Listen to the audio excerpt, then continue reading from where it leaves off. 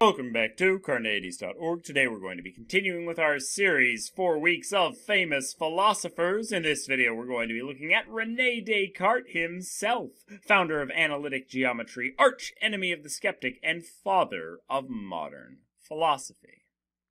Now, Rene Descartes was one of the most influential philosophers, mathematicians, and scientists of all time. He was the impetus for the change in philosophical thought from the period of the scholastics to the modern thinkers. Remember, the scholastics just tried to make the ancient Greek texts make sense with the Bible and find a way to manage both faith and reason, whereas our modern thinkers are going to delve into a lot more areas of philosophy.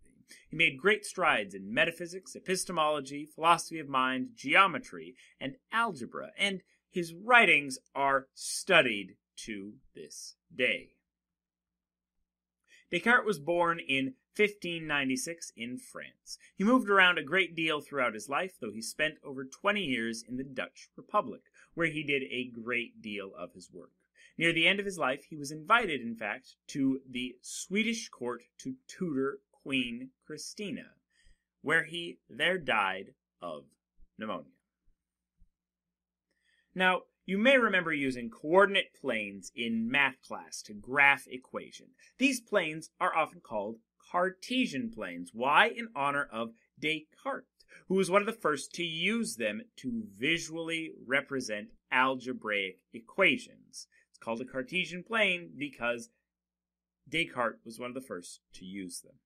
He was also one of the first to ever use the superscript notation to represent powers, such as 2 squared. Superscript is that small number above another number that means it's raised to a particular power.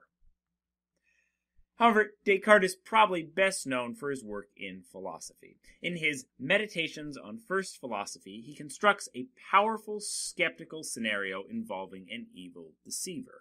Arguably, in his work, Descartes gave more power to the skeptics, or the skeptical position, than even the ancient skeptics did.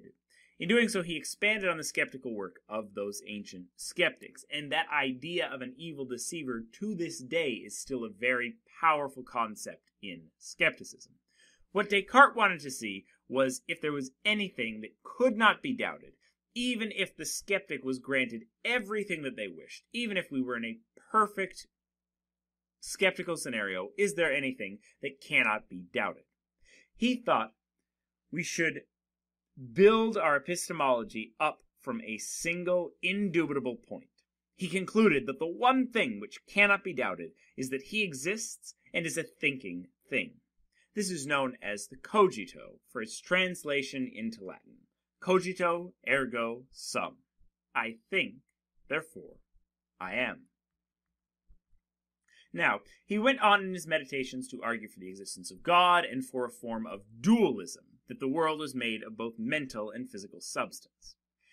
And while the argument for the existence of God mirrors Anselm's and was not the most convincing, his objections to skepticism and ideas of metaphysical dualism influenced philosophical thought for centuries to come, and many of his still works, particularly the Meditations, are still read and studied extensively by philosophers today. And most of the next philosophers that we'll be looking at will in some way be confirming or responding to Descartes and his Meditations. Therefore, I give you Rene Descartes, founder of Analytic Geometry, archenemy the Skeptic, and the father of modern philosophy. Up next, we're going to be looking at John Locke.